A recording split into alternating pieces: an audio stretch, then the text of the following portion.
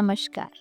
स्वागत है आपका अमृत ज्ञान गाथा में, जहाँ हर कहानी कोई न कोई संदेश देती है, कोई न कोई शिक्षा देती है। ऐसी ही आज की कहानी है लखन जातक। एक भाई समझदारी से काम करता है, दूसरा भाई जल्दबाजी में निर्णय लेता है, और दोनों के परिणाम कितने अलग होते हैं यही देखेंगे हम आज की इस कहानी में, जिसका नाम है लखन जातक कथा। बहुत समय पहले की बात है। मगध राज्य के पास एक घना और सुंदर जंगल था। वहाँ हजारों हिरन रहा करते थे। उन सभी का एक बुद्धिमान राजा था, जो अब वृद्ध हो गया था। उसके दो पुत्र थे, एक का नाम था लखन और दूसरे का नाम था काला। राजा ने अपनी वृद्धावस्था में निर्णय लिया कि अब वह राज्य अपने दोनों बेटों में बांट देगा। उसने हर पुत्र को 500-500 हिरणों का समूह सौंपा और कहा, बेटा, खेतों की फसलें पक चुकी हैं। किसान अपने खेतों की रक्षा के लिए जाल और खाइयां बना रहे हैं। अब समय आ गया है कि तुम अपने अपने समूहों को किसी सुरक्षित स्थान पर ले जाओ। काला, जो जल्दबाज और स्वेच्छाचारी था, उसने सुबह उठते ही उजाले में अपने दल के साथ यात्रा शुरू कर दी। रास्ते में शिकारी जाल बिछाए बैठे थे, खाइयां थीं, कांटे थे। कई हिरन फंस गए, कुछ मारे गए, कुछ घायल हो गए।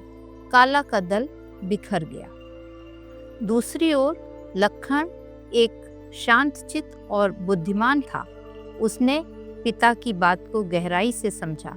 उसने रात के अंधेरे में चलने का निर्णय लिया, जब न किसान खेतों में होते हैं, न शिकारी सतर्क रहते हैं। लखन अपने पूरे समूह के साथ सावधानी पूर्वक निकल पड़ा। कोई जाल, कोई खाई, कोई खतरा उनके रास्ते में नहीं आया। सभी हिरन सकुशल पहाड़ी इलाके में पहुंच गए। कुछ महीने बीत गए। जब खेतों की फसल कट चुकी थी, दोनों भाई अपने अपने दलों के साथ पुनः जंगल में लौटे। राजा ने देखा काला के हिरन बहुत कम रह गए थे और लखन का पूरा दल सुरक्षित था। राजा ने सभा में कहा, जिसमें बुद्धि है वही सच्चा नेता है। लखन ने धैर्य, विवेक और समय की समझ से अपने पूरे दल की रक्षा की है। राजा ने आगे कहा, बुद्धिमान वही है जो सही समय पर सही निर्णय ले। लखन जैसे पुत्र पर मुझे गर्व है।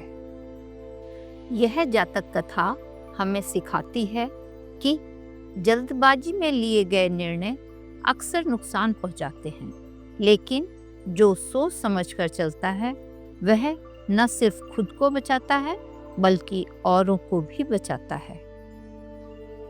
तो साथियों, ये थी लखन जातक कथा। इसमें आपने देखा कैसे धैर्य और समझदारी से लिया गया निर्णय जीवन में सुख और सुरक्षा को बढ़ा देता है। ऐसी ही अन्य कहानियां सुनने के लिए जुड़े रहिए हमारे चैनल के साथ। जल्दी ही हम इसी प्रकार की और कहानियां आपके समक्ष लाएंगे।